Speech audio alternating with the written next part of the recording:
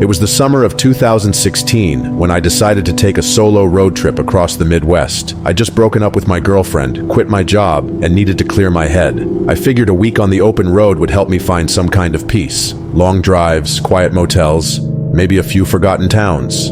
I packed my car, filled the tank, and started driving west with nothing but a playlist and a map. For the first couple of days, it was exactly what I needed. Empty highways, golden fields, and endless sky. But everything changed on the third night. I was driving through a stretch of highway in Nebraska, miles of nothing but fields on both sides. It was past midnight, and I hadn't seen another car for at least an hour. The road was lit only by my headlights, slicing through the dark. I remember glancing at the mile markers to stay awake. Then I saw something that made my stomach tighten. A man was standing by mile marker 313, just standing there, facing the road, like he was waiting for someone. I slowed down instinctively, thinking maybe he needed help. But as my headlights hit him, I saw his face, pale, blank, and expressionless. He was wearing dark clothes and his eyes seemed too wide, like he'd been standing there for a long time staring into the dark. My gut screamed, "Don't stop," so I drove past him. In the rearview mirror, I saw him turn his head slowly to watch my car as I went by. I drove for another 10 minutes before convincing myself I was overreacting. Maybe he was just a hitchhiker. Maybe his car broke down. But then, at mile marker 317, I saw him again. Same man, same posture, just standing there, staring at the road. I slammed on the brakes, heart pounding. That was impossible.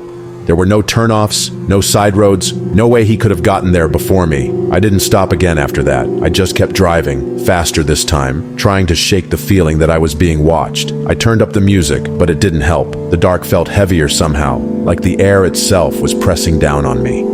When I passed mile marker 322, I nearly lost control of the car. He was standing right on the shoulder this time, just a few feet from the road. His head turned toward me as I passed, and I swear I saw him smile. I drove straight through until I hit a small gas station on the outskirts of a town around 2:30 a.m. The clerk was a young guy, maybe 19, and he noticed how shaken I was. I told him what I'd seen, the man, the mile markers, how he kept appearing. The clerk's face went pale. He said quietly, "You saw him on 313, didn't you?" When I nodded, he told me that 15 years ago a man was killed walking along that highway near mile marker 313. Drunk driver hit him late at night. They say he was trying to get to a gas station for help after his car broke down. Some people claim he still appears on the road, especially to lone drivers. I laughed nervously, trying to brush it off, but my hands wouldn't stop shaking. I bought coffee, filled my tank, and decided to wait until dawn before driving again. When I finally got back on the road, the sky was starting to lighten, a thin orange line on the horizon. I told myself I'd imagined the whole thing. Sleep deprivation, isolation, paranoia. But when I reached the mile marker 313, again in daylight, I slowed down out of curiosity. That's when I saw it. Lying on the side of the road, just beneath the sign, was a fresh footprint. A single bare human footprint pressed into the mud, and next to it, faint but clear, was another mark, the imprint of a hand like someone had been leaning forward to watch the passing cars.